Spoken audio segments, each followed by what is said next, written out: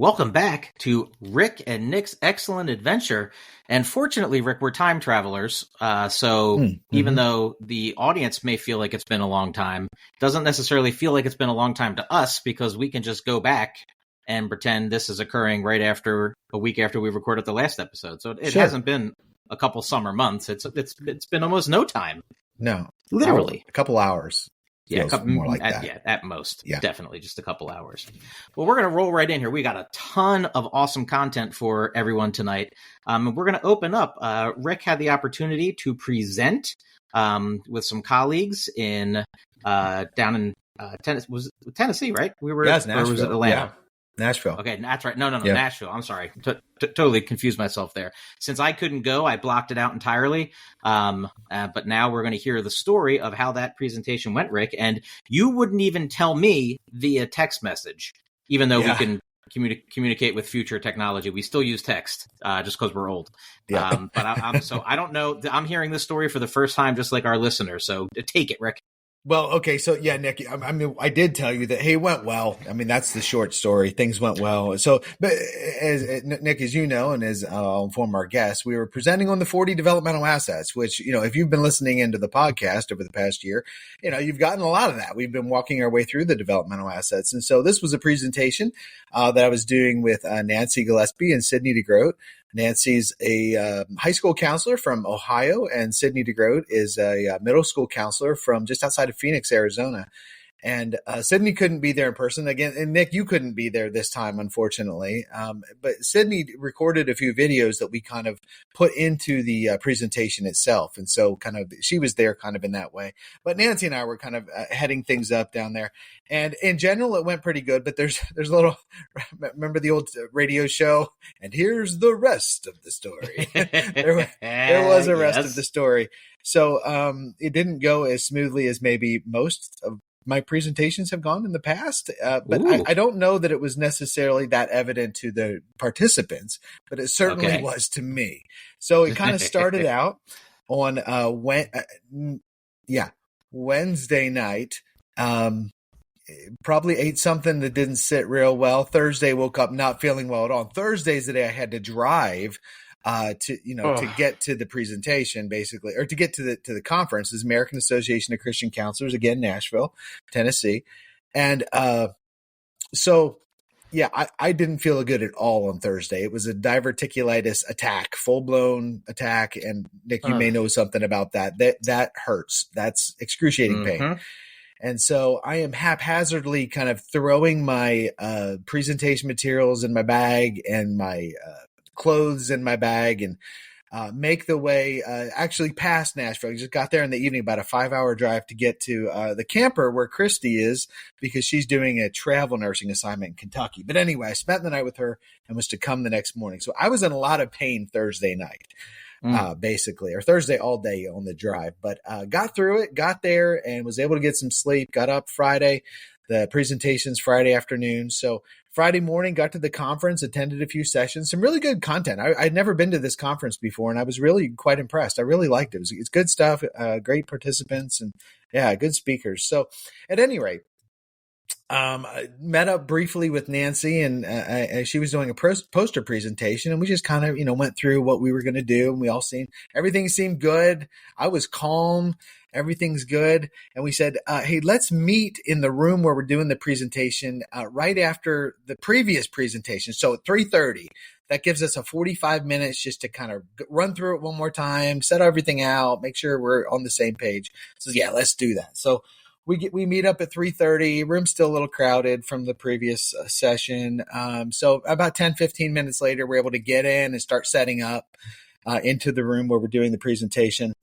And that's when things started to go downhill because I realized that my copies of the 40 developmental assets that I had made for all the participants, which is like the basic thing of the presentation, were still in the back of my car. I had forgotten to bring them in. And so, and this is the Opryland Hotel, which you actually take boat rides through the hotel. I mean, that's how huge this place is. It's massive. Really impressive. I'd never been there before. It's gorgeous, but very big. And the parking lots are even bigger. And I'm parked as far away as you can get. And so I looked at Nancy and I saw my watch was 3:52 and the presentation is supposed to start at 4:15. And I said, I can do it. And Nancy, God bless her, she said, I believe you. So I just took off. I took off and did my best running back, weaving in and out of people and the crowds at the conference, and got all the way through the hotel. And as soon as I stepped outside, I looked at my phone and realized this is not good. I'm not going to make it. So I just took off as fast as my 48-year-old legs could carry me. I sprinted, or a fast jog really for me, to my car. And it's 85 degrees. Pause there for hot. a second, Rick. Do our listeners, just so they realize, you're also dealing with your back, which is in excruciating pain. Yeah. And the diverticulitis attack on top of the back, top of all the other injuries accrued over the years here. So 80 degrees, humid, and now you're running. Keep going. Yeah. This is fantastic. Okay. So I get to the car. I pop the trunk. Fortunately, I remembered where the car was at. So I pop the trunk, grab the big stack of copies, and just start booking it back as fast as I can. I do my same kind of weaving in and out once I get inside the hotel. And amazingly, I'm not really sure how I did it, unless I might have tapped into some of our time travel magic, Nick. But I got back there at 4:11. 4:11, which, wow. Again, I was impressed with myself to be able to pull that off like that. I got back. I'm breathing hard. I am sweating horribly. I mean, horribly. But the room is 60 degrees that we're in. It's freezing in there, but I'm sweating so bad. And so I'm trying to catch my breath. I'm pulling out all, the copies, and I said, let's get the computer ready to go. So we get over to the computer and start setting it up. And then I realized I forgot it. Remember that haphazard packing I mentioned a few moments ago? Uh-huh. I forgot my computer cord. Oh boy. So oh boy. I checked the computer. It is at 37%, but the computer's like 5 years old. So 37% is not great because it loses fast, right? So I don't know what else to do than just say, let's just go. Let's just try to get through as much as we can. And so I'm panicking the whole time that I'm not speaking. I'm worried and upset that the computer is going to shut off. The computer made it an hour. It made it an hour. So it made it to 4:00. We made it until it shut down. And when it shut down, we had only had a little bit of content left to go over. So, and it was a place where I could kind of jump in and run an experiential. So it ended up being okay. But it was crisis for me. I was quite panicked. It was the most stressful presentation for me ever, and it didn't have to be that way. But it just ended up being that way. So we had great participation. The participants were fantastic. Nancy, man, she just took it all in stride. Like, she didn't bat an eye. I said, I apologize. So she was like, don't worry about it. It went great. And so she's just amazing. But probably the participants, maybe some of them are listening in, because I had a chance to kind of tell them about the podcast, and they're probably thinking, oh, that's why he was sweating so bad in that freezing cold room. We were wondering why he was he just that nervous that he perspires that way? Or, there's a story behind that. Now, here's my question, because I think at some point we've all been in the position of the not knowing if we have enough charge on the computer situation. Maybe not in a big presentation, but in some kind of meeting. Yeah. Did it distract you the entire time? Like, were you cognizant of the decreasing percentages as it went on, or had you been like, I can just let that go and see what happens? Not while I was speaking. While I was speaking, I tuned it out, right? When I was sharing. But Nancy and I were kind of taking turns on the presentation. And when she was speaking and I was standing off to the side, I was just over there praying, please, please, please, please, please, please hang in there. Then I was really upset about it. But once I was presenting, I wasn't thinking about it. That's good. That's good. Yeah. Wow. That's a story. Yeah. But I think the takeaway here is you made it. So you're victorious. You won. You beat your, clearly your 48-year-old self is basically, you defeated him. Yeah. That's one in the win column, I would say. But not an easy win for sure. You made us proud. That's Nick, how you been doing? What's been going on? Interesting life lesson from last night. Not nearly as dramatic of a story, but in Philadelphia last night was the first night of the Pink concert. She's doing the stadium tour. That's right. Summer Carnival tour. And Bella, Pink has always been her favorite artist, right? So Bella's 15 now. Talia's 14, in 9th grade and 8th grade. Talia likes Pink, but it's it's not one of her favorites. And, she's not currently on their playlist rotation. And Danielle and I were both excited because this was the girls' big Christmas present from last year. The final present, and so we're actually going back 12 months because we bought the tickets last September for Christmas in December, and now the concert was Monday night. So it's a Monday concert. That's always a problem, right? Beginning of the work week, beginning of the school week. The girls were in King of Prussia with Denise. Danielle and I both had to drive home right after work, the 45 minutes, feed all 9 dogs, jump back in the car, and then, head down to King of Prussia to get the girls. At best, we were going to make it for the Brandy Carlisle, who was she was the act right before Pink, and we really wanted to see her. So that was we had it all set up, the whole plan. We get in my car after feeding the dogs. We were actually a little ahead of schedule. Get in the car, and I see a text message pop up on my phone, and it's from Talia and then from Denise. And Denise was saying, Bella's in the bathroom throwing up. She's vomiting. Oh, no.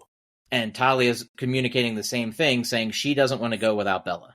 Oh. So Danielle and I are sitting in the car, and it's this moment of utter defeat. And we've talked about, we haven't talked about on the podcast. It's just been a rough stretch with work, and things just haven't been going great lately. Yeah. And so Danielle's crying. I'm just beside myself. I can't believe this. And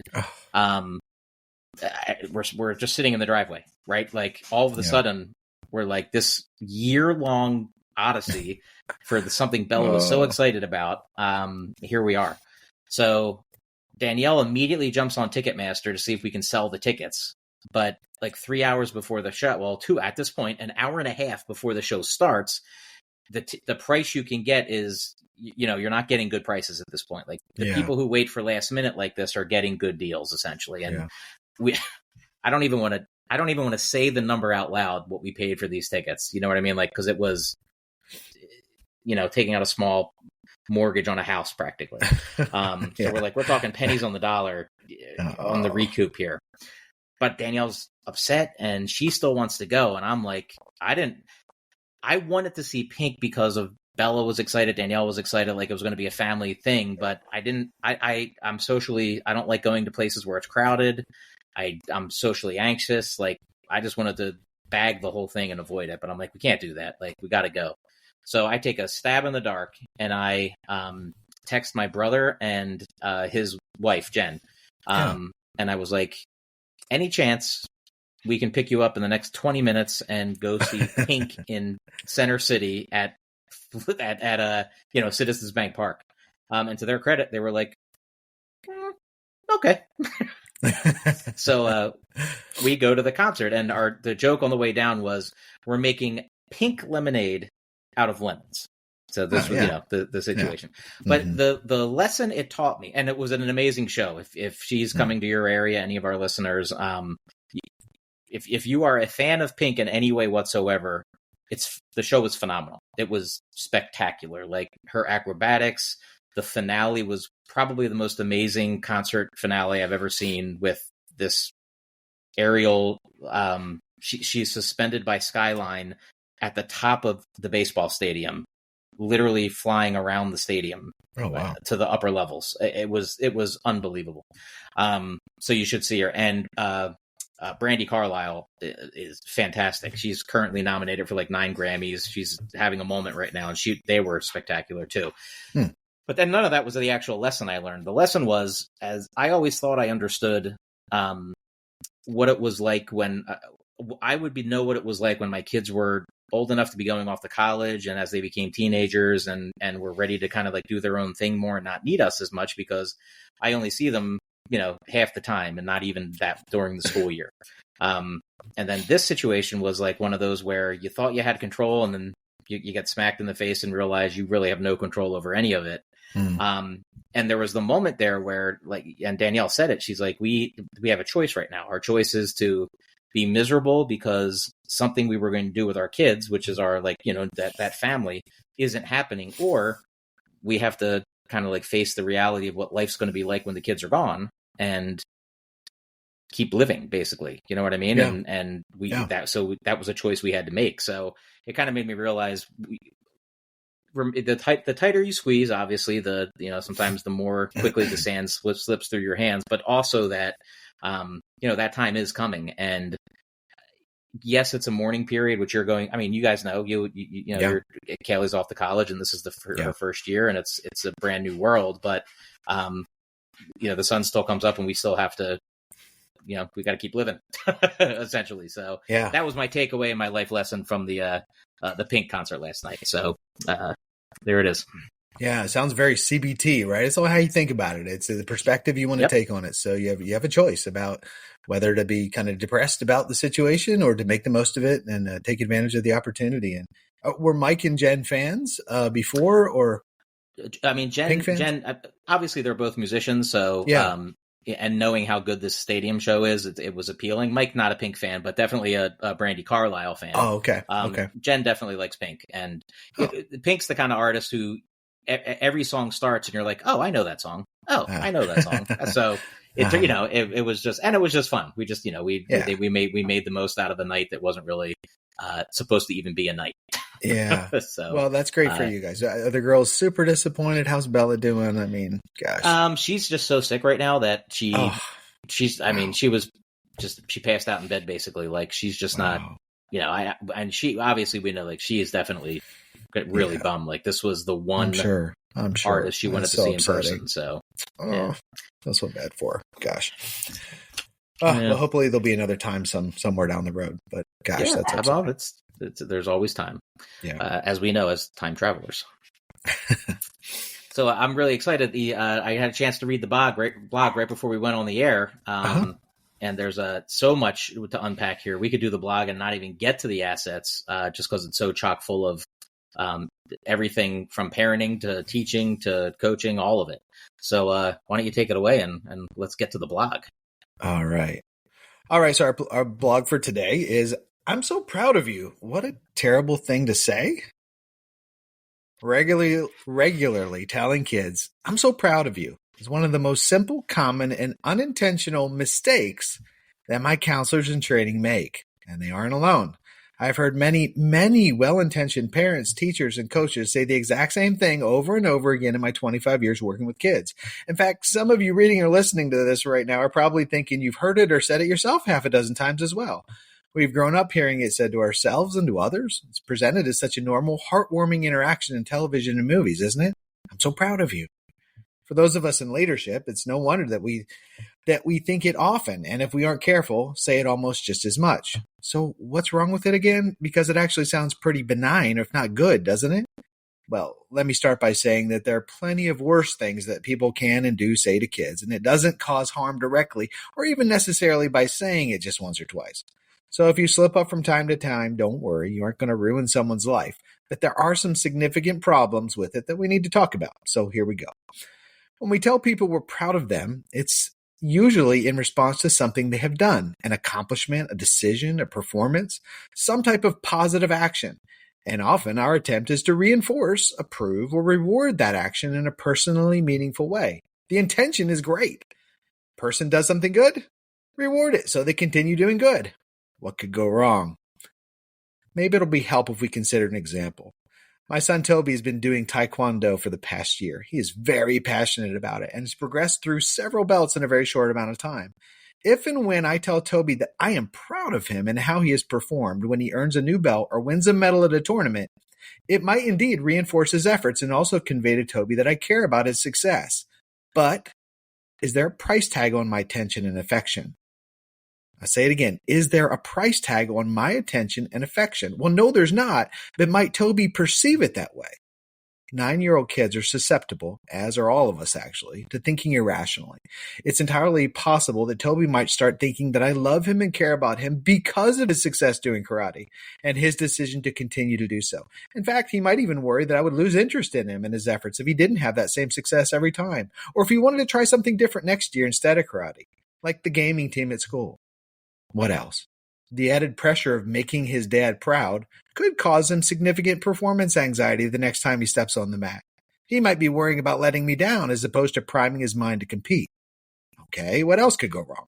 His investment in making me proud could also result in his being careless with the truth about his accomplishments or performance so that he could hang on to my support and approval if or when things don't go his way.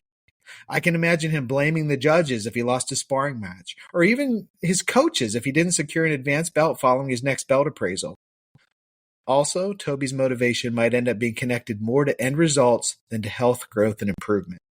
To summarize, my simple and repeatedly responding to his efforts with, "I'm proud of you," could result in him experiencing increased stress, an increased likelihood of him being dishonest, not taking responsibility, and less than ideal motivation. Perhaps worst of all, he might think that I care more about how he does at karate than I do about him.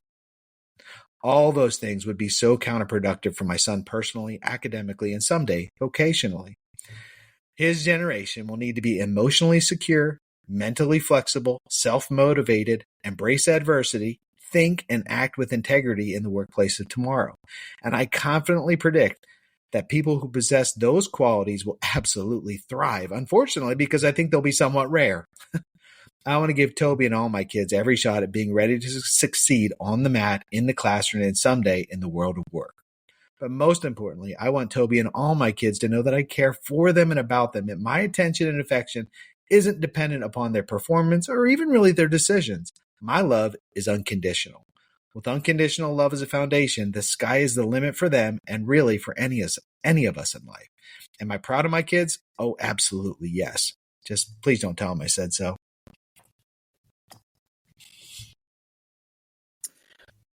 There's a lot there. A whole lot Nick, there and it's to a little unpack. controversial.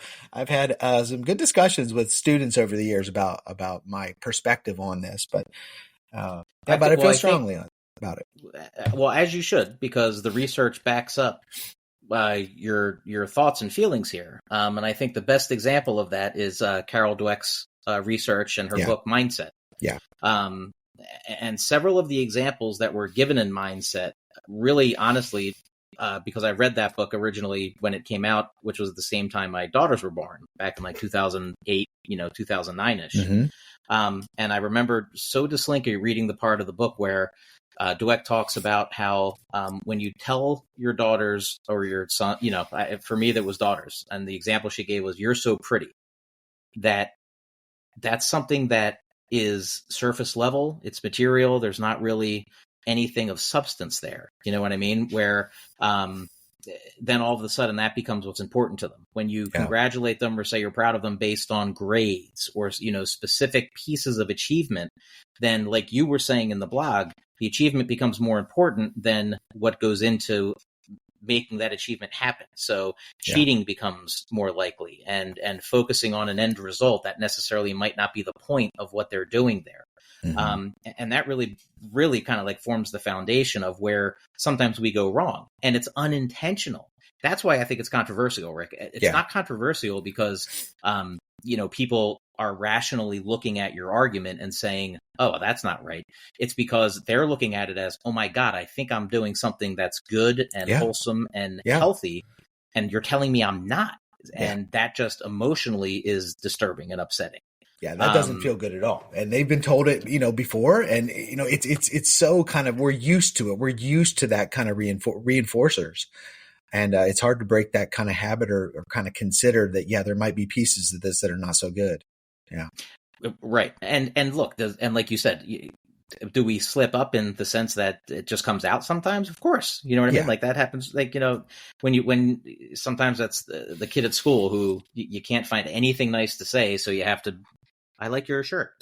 You know what I mean? Like you got to go surface level and material, but in the end, you're not really getting at anything that's going to be meaningful down the line. And most importantly, I think in your last paragraph, when you talk about the skills and the traits that we're trying to help these students develop, because it's funny when you look at, I'm just going to go with the very first one you mentioned, which was emotionally secure.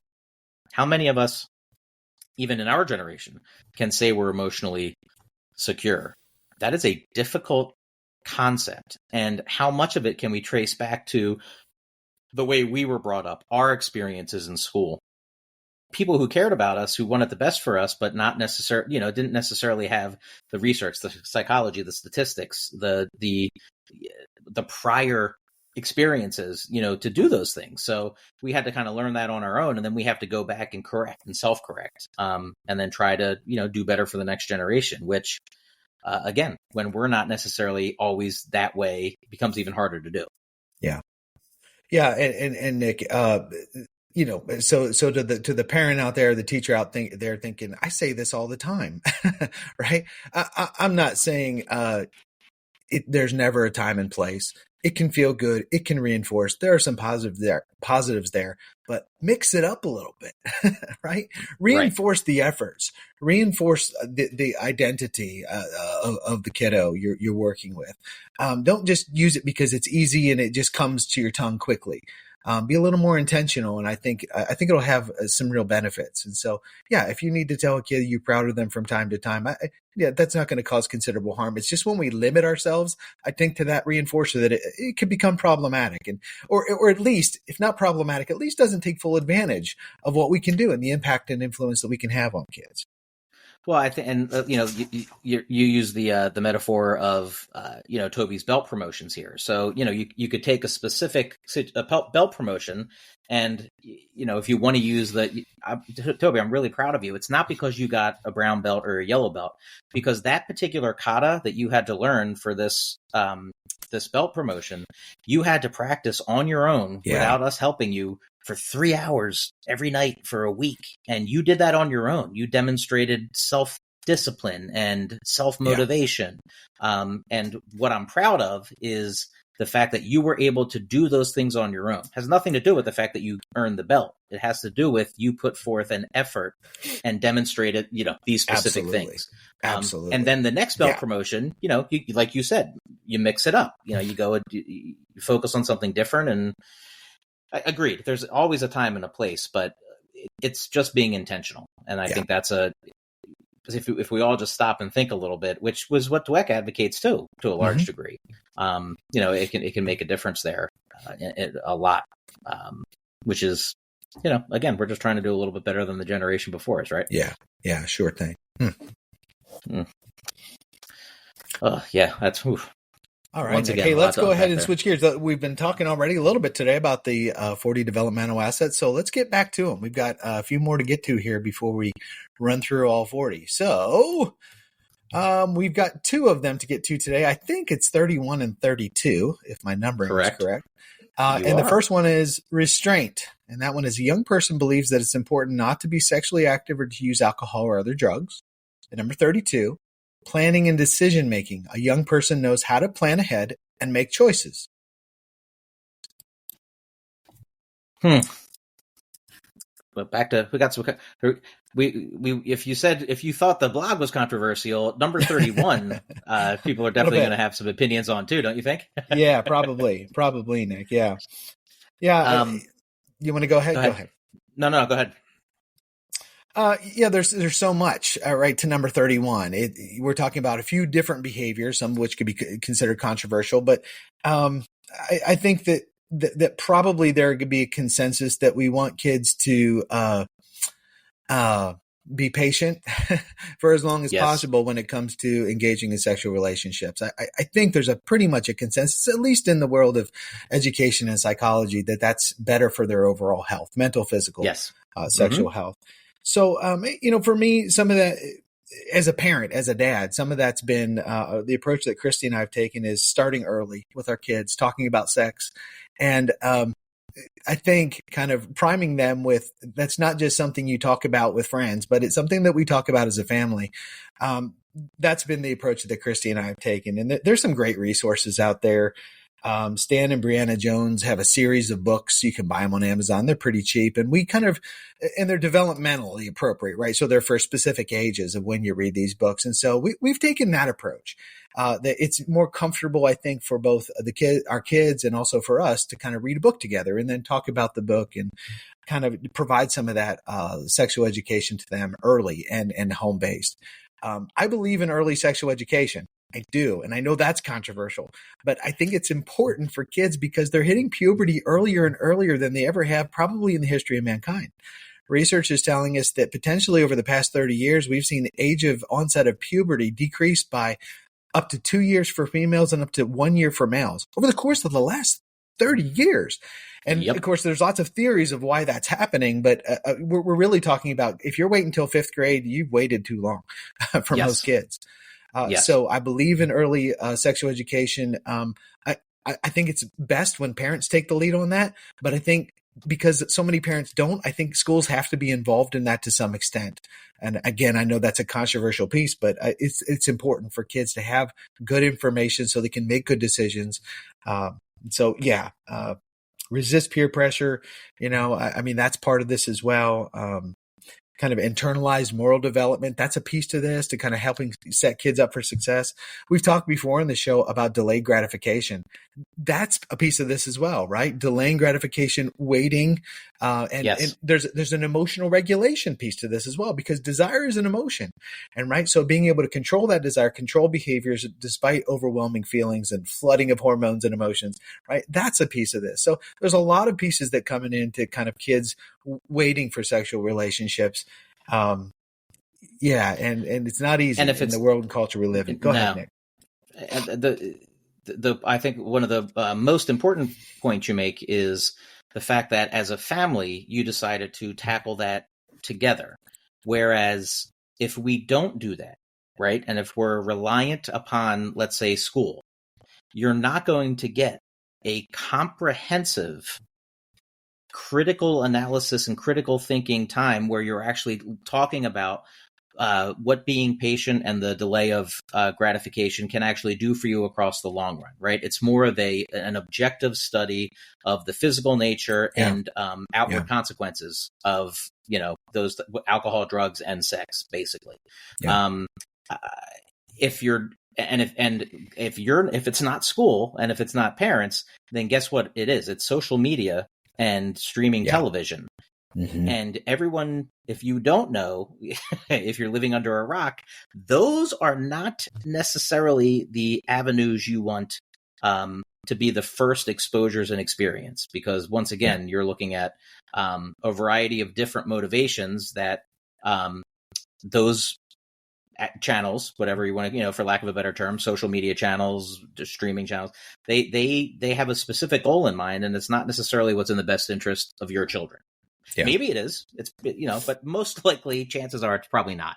It's the age old, when a parent calls and says, "My kid was on Snapchat at 3 a.m. on a Saturday and they got bullied." And question number one is, well, I would say 99% of what goes on Snapchat at 3 a.m. on a Saturday is not good. So let's consider that. The other example I would give in this situation would speak to my experiences and my brother in particular versus what you just described. So you basically explained a healthy family situation where you chose to use a book because it felt it would be more comfortable. That was developmentally appropriate to talk about sex at an age where it can actually make a difference. My dad and my brother and I were at McDonald's in King of Prussia, right off Route 202. I remember it distinctly. I was a junior in high school, which put my brother in like 7th grade or 8th grade, I guess it was. And we get in the station wagon and we're driving home from the McDonald's. And my dad, as we're driving home, says, "Hey, guys, do they talk to you at school about, and my brother from the back seat goes, "Sex?" And my dad goes, "Yeah." And my brother says, "Yeah, Dad, they cover it." And I'm just like eyes bugging out in the front. And my dad goes, all right. That's good. Well, just wrap it up. There's a lot of shit out there. And that was our sex talk. That was the extent of the family conversation. Wow. My mom never brought it up. Yeah. And now, granted, that was great advice by my dad. Pardon the vulgarity of it, but it wasn't bad advice. But point simply being, at that point, we were, much older than we should have been to first, engage in that kind of conversation. And obviously, we're trying to do one generation better. Yeah, as we and move that's forward. that's the So right word too, Nick. Right? Is it's a different generation, right, with different experiences and who experience different parenting even. And so, if you look back and say, well, what were our parents? What did their parents do? What did they say? It's probably much different, right? And yeah. so, every generation kind of have their own kind of take on what's best. And hopefully we just continue to make improvement, as you said. So it's not to throw any past generations under the bus. It's just, hey, we got some new information. How do we use it to give our kids the best chance we can? So, yeah. And one more time, Rick, before we move on to 32, can you reference that book series again? Because I bet you a lot of the listeners are going to be rewinding to try to get that title and the authors. Yeah, the authors are Stan and Brianna Jones. You can look them up on Amazon. Again, they're pretty cheap books. There's a series of 4 of them, and it's the first one I remember the title is The Story of Me. And these are faith-based books. You should know that as well if it's something you're going to check out. Which is important to my wife and I, but maybe not necessarily to everybody, but it is to us. And so we really like those. We think that, and they're pretty direct. Full terminology. I mean, very direct about very critical issues. And so, you're not going to find anything kind of missing out of them, I guess is what I would say. So, you want to read through it before you read it with your kids. To make sure that the content that you're about to go over is something that a conversation you're ready to have and that they're ready to have with you. It's great advice. Which brings us to number 32. Definitely tied very closely, obviously, to 31. It is, which is planning and decision making. And young person knows how to plan ahead and make choices. And I think, obviously, where the tie to 31 here is that when we talk about planning ahead, part of that requires patience and looking to the potential results and or consequences of a decision. So in schools, we like to call this executive functioning. Another term that's popular is cognitive command. And these are skills that have to be taught. And as I'm primarily focused at the middle school level, and there's a lot of the in-between stuff that we do, and this is an important piece. It's easy to say, "Oh, I'm just not a very organized person," or "I'm a type B type." I'm not a type A. I'm a type B type person, or I'm abstract random. All of those are excuses because it's hard work to learn those types of disciplines and skills. It's easier to just say that's something I'm not good at. Very similar to math, right? We have a new teacher in one of our math intervention classes who has a sign outside of her room that says, how to be a math person. 1, be a person. 2, do math. Okay, all right. We're taking all the subjectivity out of it. You just got to do it. And sometimes you got to learn those skills there. So I think 32 in a lot of ways speaks to what we as parents, as a community, as a school, as a coach, explicitly teach them. And you have to teach them how to be organized. Hey, there's millions of ways to do that. We can go as far back as the SQ3R process, right? For, how to study and how to organize things. Just Google that and there's tons of resources there. A million programs on organization, executive functioning, cognitive command. You hear schools talking a lot more about we need to focus on financial literacy so kids know what it means to use a credit card, interest rates, those types of decisions, student loans. That's our job to teach them. They don't know. You don't know what you don't know. Bottom line, there it is, right? You don't know what you don't know. And that becomes our responsibility to teach. No different really than number 31 in a lot of ways, except that restraint is a more touchy-feely, subjective term, whereas planning and decision-making firmly falls into the objective, less controversial node there. So that would be my take there. Yeah, great stuff, Nick. Great stuff for sure. Yeah. Look, I think schools are set up great to help kids, right, plan ahead and to make good choices towards plans, because that's what any particular class is, right? Is setting some goals for kids, hopefully done in an intentional way, and have them make decisions and choices to have succeed and to master material and information. It's also one of the reasons why extracurriculars are so valuable. The research on extracurricular participation is so good.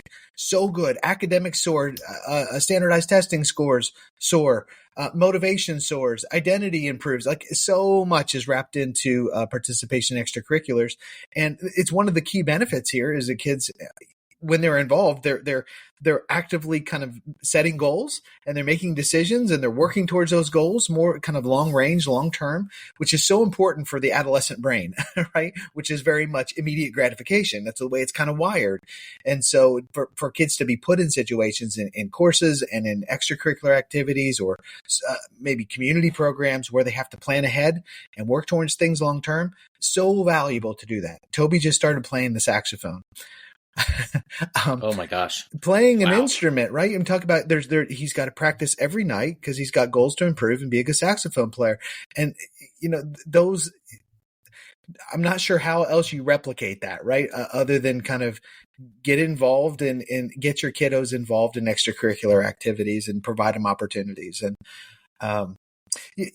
another thing I'd mention, Nick, for me, the thing that kind of came to mind when I read through this one is goal setting, right? I've said it a number of times already. Yeah. And, anybody in our field is probably familiar with the SMART goals acronym, right? And so SMART stands for, you want to make sure that you're setting goals for kids, and setting goals not for kids, but with kids, right? So they're invested in those goals. You want to make sure that you're kind of, adapting them and smoothing them over to make sure that they're specific, measurable, achievable, relevant, and time bound, right? That's what we know. It's those SMART goals. When you kind of run through that vetting process, is this goal that this kiddo and I have set for them for playing the saxophone or playing football this year or being in a drama production, or is this a good goal? And so, in our field of education, we say, well, is it a SMART goal? Let's run through it. Is it a specific goal? Is it measurable? Is it achievable? Right? So we run through the acronym. All good stuff, and all kind of goes towards what we're talking about here today. But I'd add a piece to this because, Nick, as you know, I might have mentioned it on the podcast before, but one of the books that I read recently was Atomic Habits by James Clear. And it's a fantastic book. Highly recommend it for all the counselors and our educators listening out there. I think even for parents, it's great. It's maybe great for everybody, right? Over the age of 10. It is such a good book. And one of the things that James Clear talks about is, yes, goal setting is important, but he talks about the importance of implementation intention, which is kind of a fancy way of saying you need a plan. You need a way to trigger towards the goals, to trigger the work. We have to kind of intentionally set up ourselves for success. And so he talks about having trigger statements, which is basically filling in the blanks. When this happens, I'll do this. All towards a larger goal. When this happens, I will do this. After I eat dinner, I will play my saxophone for 20 minutes. After I get a shower, I'll brush my teeth in the morning, whatever, or I'll do 10 push-ups after I brush my teeth at night. Whatever it is, a very specific kind of triggers to help kind of activate the actions that are required for us to move towards a SMART goal. Just setting the goal itself, maybe we work towards it, or maybe we don't. Or maybe we try, we try to get the right. Remember what Yoda said, right? Do or do not. There is no try. And that's a lot of what I think James Clear was getting at, is we need kind of not just some goals, but an action plan to move towards that. And when people have a specific action plan, then they're much more likely to reach the goals that they've set. And I think sometimes, and I'm speaking for my profession here, I think sometimes school counselors focus so heavily on SMART goals and not enough on implementation intention. The action plans to help get there are sometimes kind of neglected. And then we wonder, well, we set a good goal, but they didn't get there. I'm not sure, probably maybe not didn't spend enough time kind of on the action steps for the kiddo, with the kiddo. The only thing I'd add there, Rick, is that, and it gives us a chance to tie in another really, really controversial, relevant topic in education right now, which is artificial intelligence. Oh, and yeah. Think about how much time is available to cover content and curriculum. And, from the counseling perspective, let's say SMART goals was tied to the counseling department, some type of teaching of that. Whereas ChatGPT, we're focusing on all the negatives. Here's something it's really good at. ChatGPT in particular is exceptionally good at writing SMART goals. And if a kid feeds it as much information as they can, and they say, I am trying to become a better saxophone player. I think that I have about an hour of free time at night that's available on Tuesday, Thursdays, and Fridays. The concert is in December, it's September, and tell it as much as you can, and then ask it to kick back both a SMART goal and an action plan. It will do that very thoroughly. Oh, wow. Okay. And then after it does that, right, kid reads through, and obviously we would hope that there could be some teacher support here, or counselor support, or parent support, coach support, whatever that would be. Then you can then say, this, I like part 1 and part 2, but I would like a more specific action plan for this particular step. Please do again. And then it will regenerate and then give you even more of what you asked for. So as much good information as you feed it, it can really kick that back out. Again, it's easy to say, well, this just lets kids cheat. Think about what it's actually potentially offering as well. That's time we don't have as adults. And even if we did, something would probably take us the better part of an hour to develop. ChatGPT does in seconds to assist. Wow. So there's good here too, that we need to focus on. I have to touch on the Your Atomic Habits reference, because I actually, in our first parent newsletter, which was a couple weeks back, we included in my little note to parents a sentiment, basically, that he has in his book. So if I'm just going to add it here, because it's applicable, but a little not quite as specific as the SMART goal piece. He says, a valuable skill in life is to be larger than the situation. When you're feeling stressed or rattled, the situation is consuming you. It feels bigger and more important than it needs to be. This is when your emotions are likely to get the best of you. But when you decide to be larger than the situation, you mentally step outside and above it. Yes, there are problems to be solved. Yes, you need to take action. But the chaos is happening externally, and you are still in the driver's seat internally. You're in control of the moment. The moment is not in control of you, which goes back to our, my life theory of either you run the day or the day runs you. Yeah. So I just thought that was really like, Rick just brought up Atomic Habits, and we literally just, we're referencing that as well. Yeah, that's fantastic. Yeah. And that quote kind of gets at self-efficacy, which is all about kind of feeling confident to take steps to make it, to have an influence or make a difference. Yeah. Love it. That's great. And I love the suggestion, Nick, of using AI in that way. I had never thought of that. And I'm going to be encouraging my counseling students to consider that because it's something that we require of all of them as they work through the program, is to work on SMART goals with their students.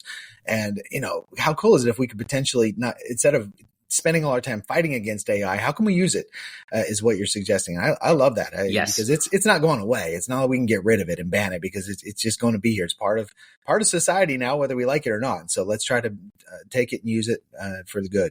Yeah. Yeah. And spaces where it can happen. Think about that lesson, Rick, where you got all your students together. Maybe one of them comes up with a real life example. Like, this is something one of my students is working on. And then together you kind of go through the process of feeding it in. And seeing what gets kicked out, and how much that is cool. Yeah, it's good stuff. I love it. We may do that in class next week. Actually, that's a great idea. That's a great idea. That sounds like awesome. Fun.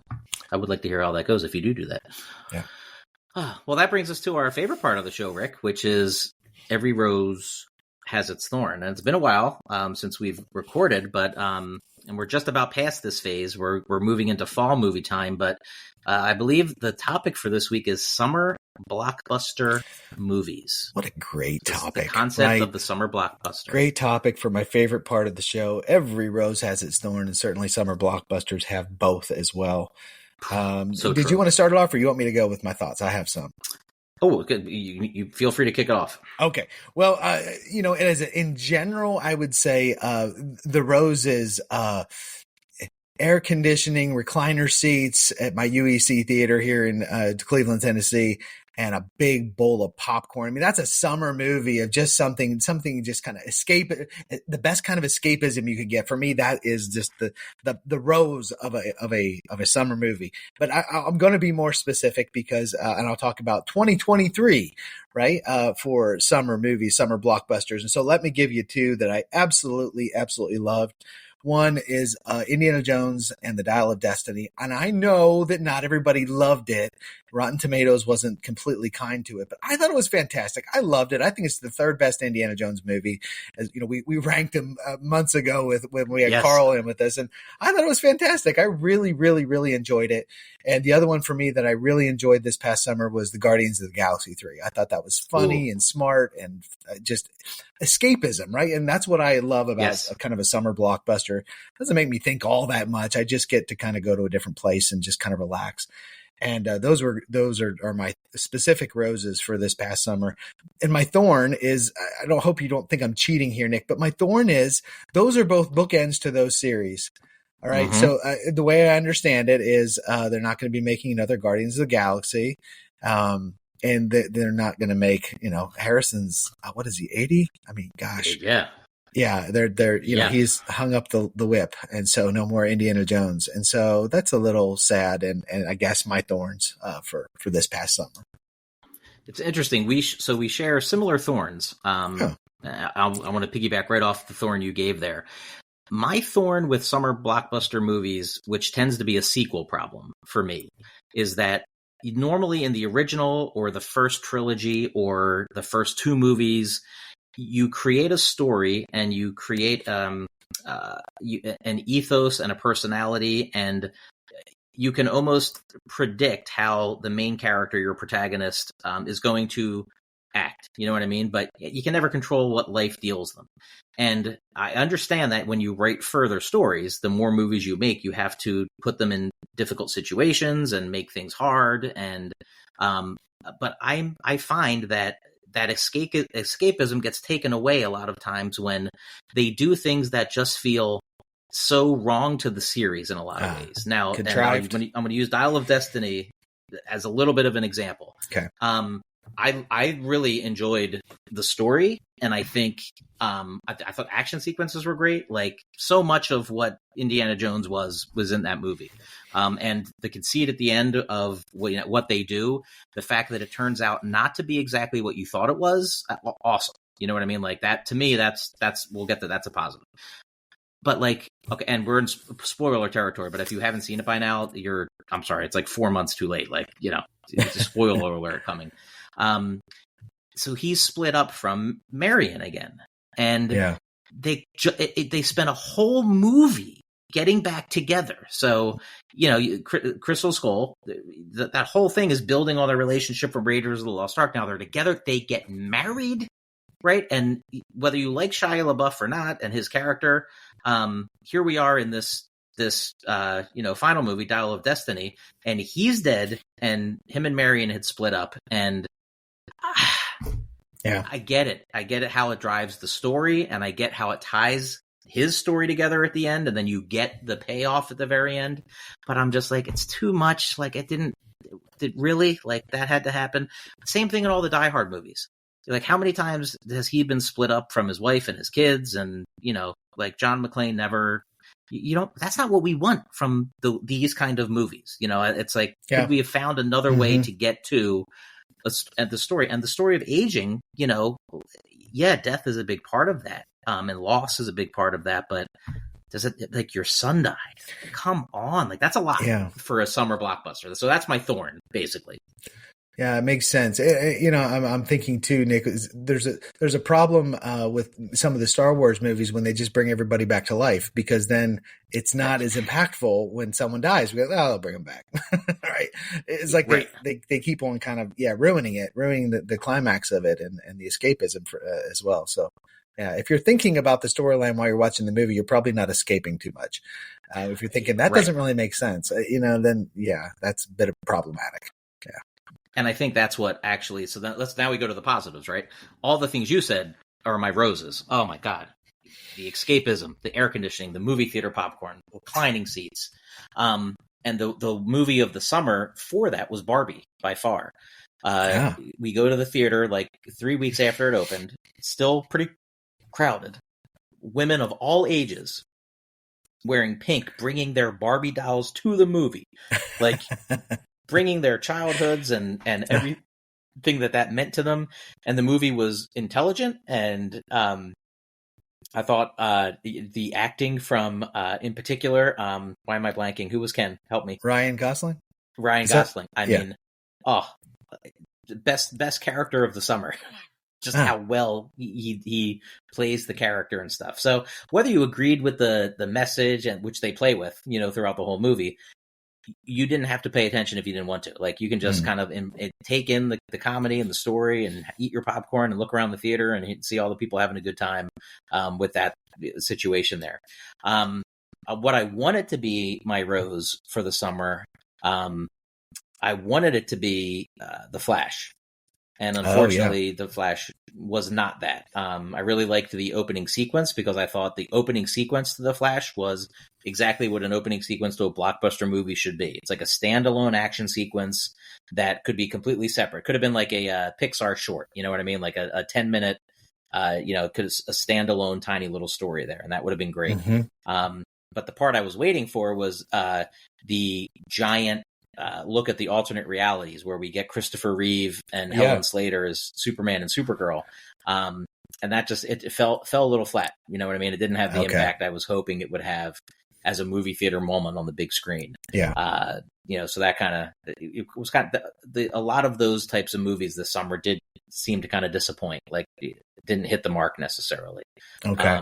But that's part of the game, right? That's part of the summer blockbuster trend. You get a lot of sequels, and some the quality is going to vary, and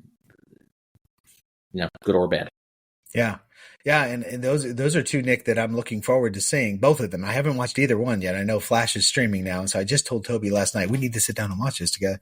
And we haven't seen Barbie yet either. So yeah, those are two that I'll be sure to catch as soon as they get on streaming and we get an opportunity.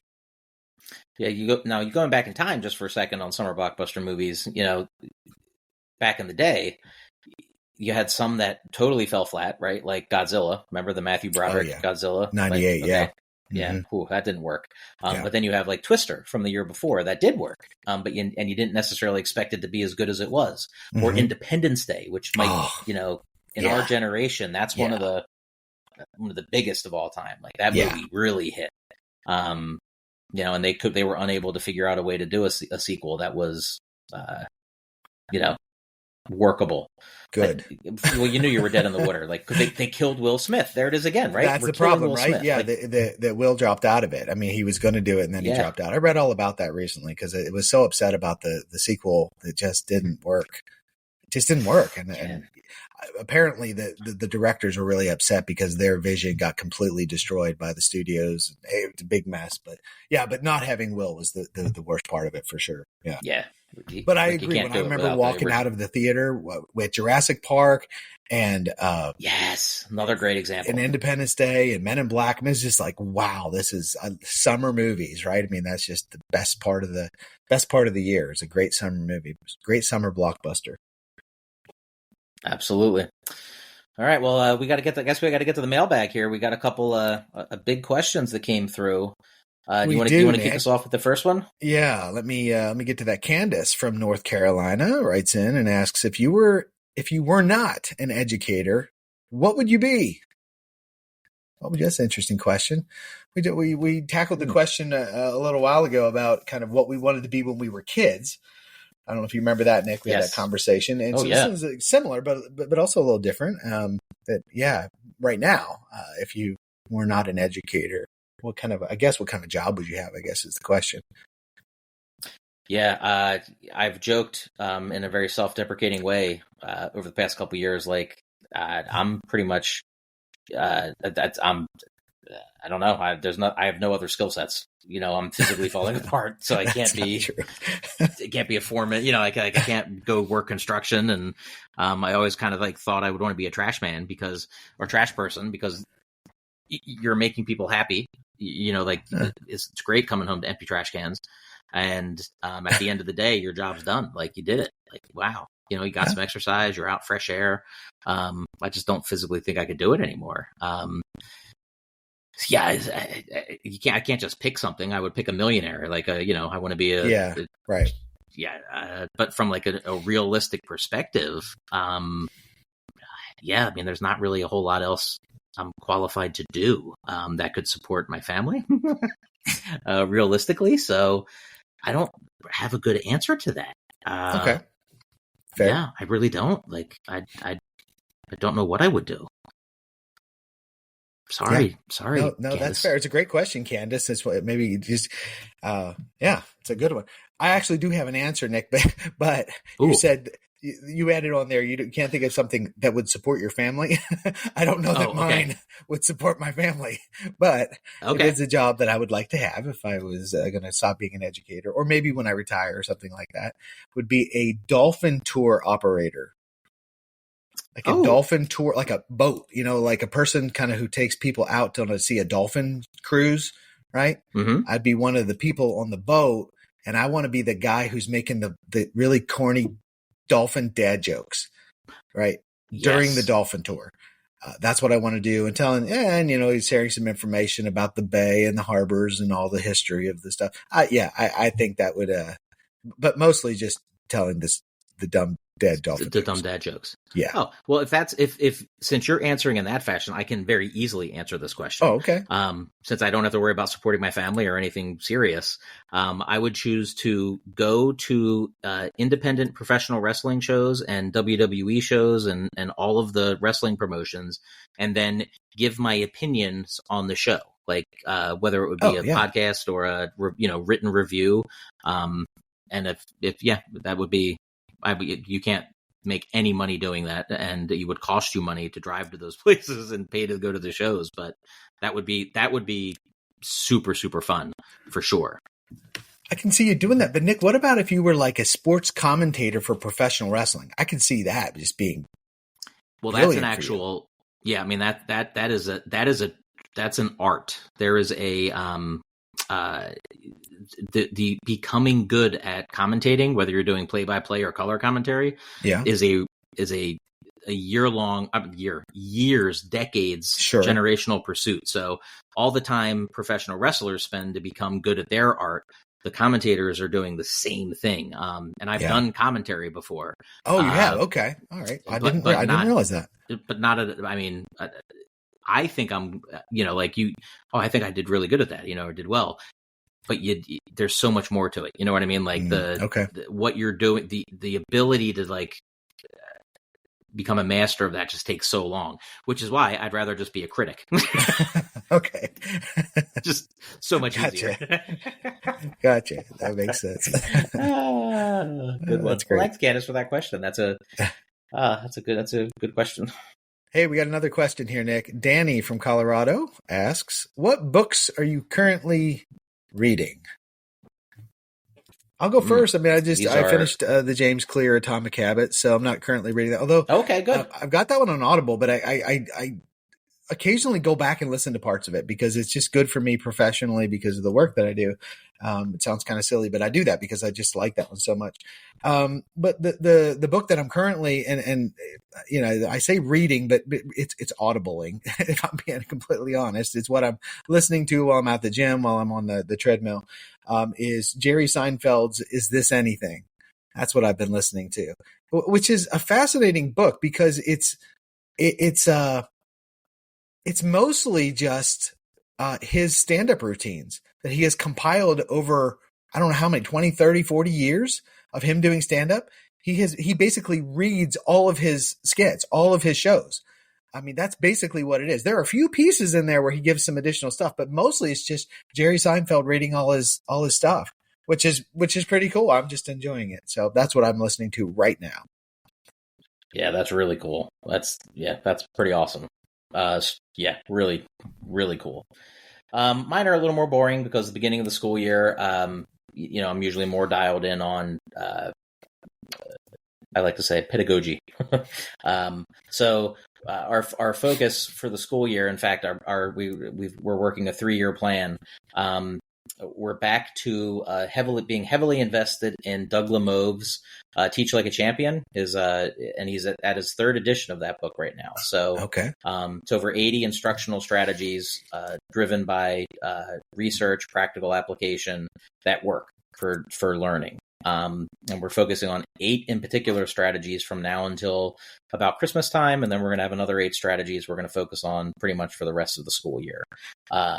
And then in tandem with that is, because those are specific instructional strategies where you're doing real specific things. One example, it's called front the writing, where you're opening your lesson or you're opening your unit or a piece of instruction.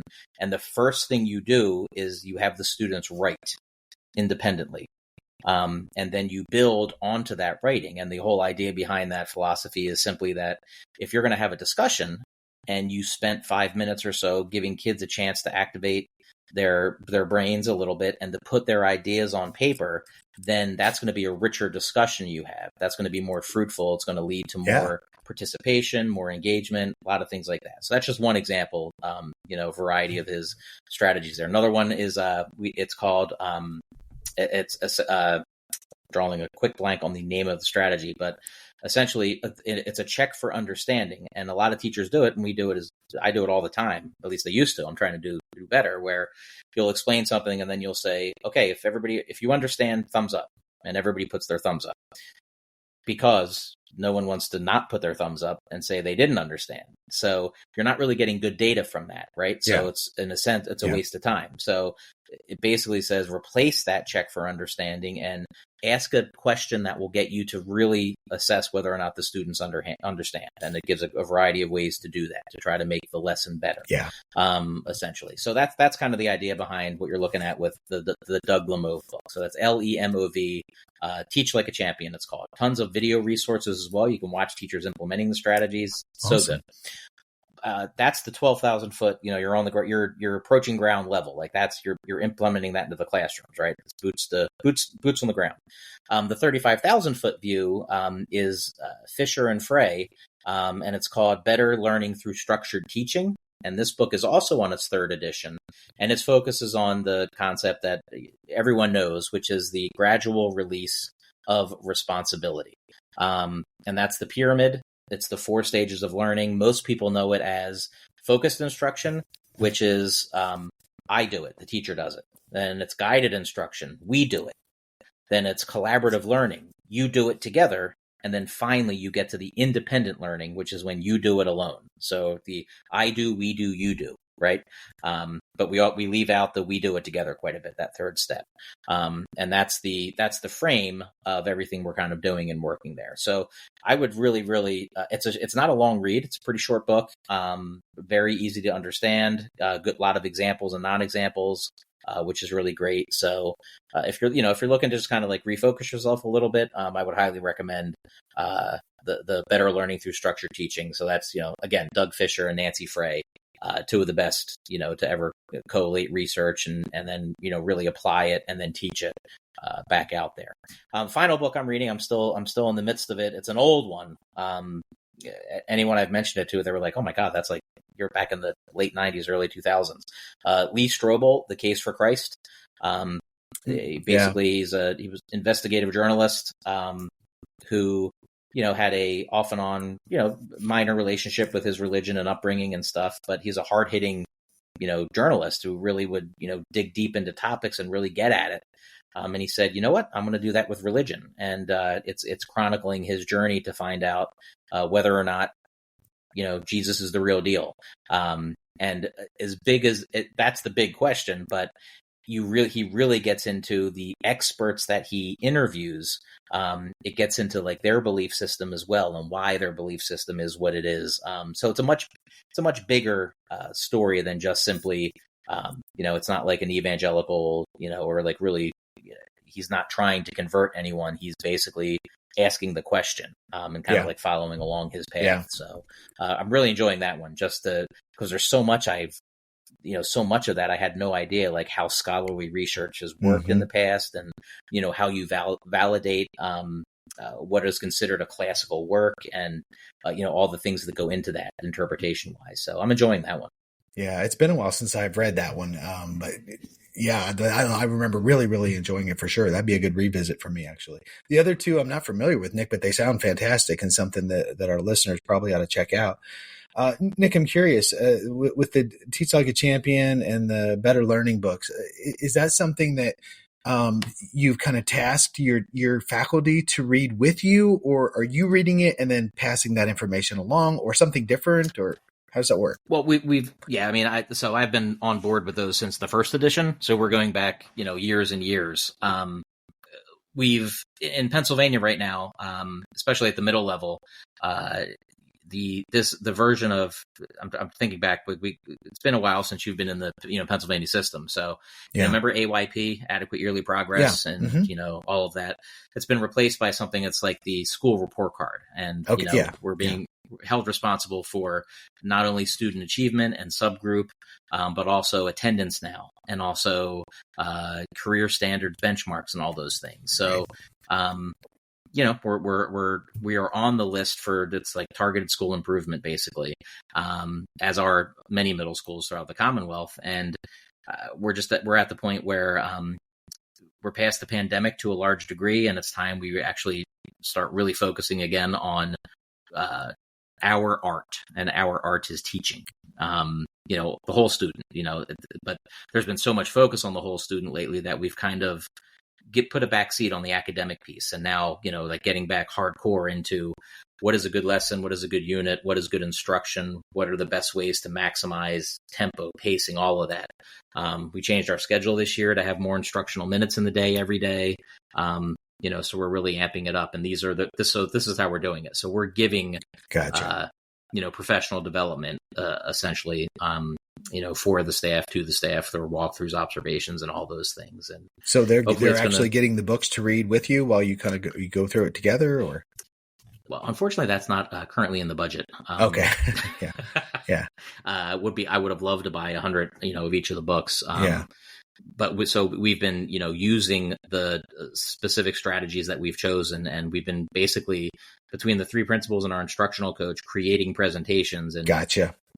teaching it. Like we're teaching the staff, and the staff is turn around using those. We like, well, these are tools in your toolbox, but these are tools that you have to use from your toolbox. Gotcha. So it's not like a fancy adjustable wrench. This is the wrench you'll be using. Yeah. We want to see it in action.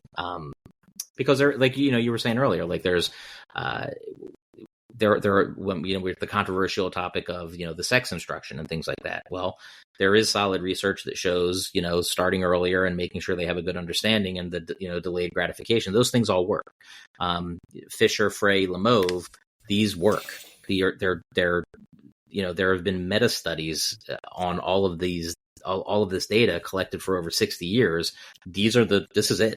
You know what I mean? Mm-hmm. Like, so it's not the rocket science stuff. It's just kind of great teachers just getting to remember, oh yeah, I know this stuff. I do this stuff, and helping newer teachers develop, strategies they can use too. So, but there's power in that affirmation too, isn't it? That the real research says that, even if something's kind of intuitive to somebody, I think there's all kinds of power in that affirmation from the research that, research shows that your natural inclination is right. Keep doing it. Right. I think there's all kinds of benefit to that. I talk about that with my counseling students all the time, that some of the stuff you're reading about counseling theories, and it's going to seem almost commonsensical because it fits your disposition so much. So allow it to feed you, not to. There's two ways to approach it, man. You mentioned earlier, kind of as you were talking about the Pink concert, Nick, it's all, perspective. Do I want to think of it optimistically or pessimistically? And I always tell my counseling students, you could look at it as, I already know this stuff. Why do I even have to pay for college or a graduate degree? Right. Gosh, this is so affirming to who I am. I'm in the right field. I'm going the right direction. Now I'm even more confident than I was before. Right. It's the same thing happening. It's just two different ways to cognitively respond to it. That's a great way to look at it. In fact, I'm going to steal that and use that. And you can, I like framing the whole, the issue. To me, it's a challenge, right? So, okay, we're on this list. Here's the reasons why we're on the list. There's clear, measurable outcomes to get off of it. So, as long as what we do is instructionally sound and good for kids, and not just strictly trying to get off the list for the sake of getting off the list, then we're doing good things. You know what I mean? Yeah. And that's kind of where we are with it. So, just like the James Clear, we're going to be bigger than the problem. Yeah. Yeah. Gosh, a lot of additional work for you and your assistant principals, though, to have to now become faculty members at the same time you're trying to do the day-to-day grind. That's a lot. Yeah. And it's, I think the craziest part of that is when you start trying to prioritize those other things, right? Yeah. You can't do it all. You know what I mean? So Yeah. some stuff's going to have to give a little bit, and that might mean, some emails are going to have to wait a lot longer than they normally would. You know what I mean? It's because we're in classrooms, or we're trying to practice what we preach where we can. So that's, it is what it, hey, it's part of the game. Life. It's part of what we do. Yeah. Yeah.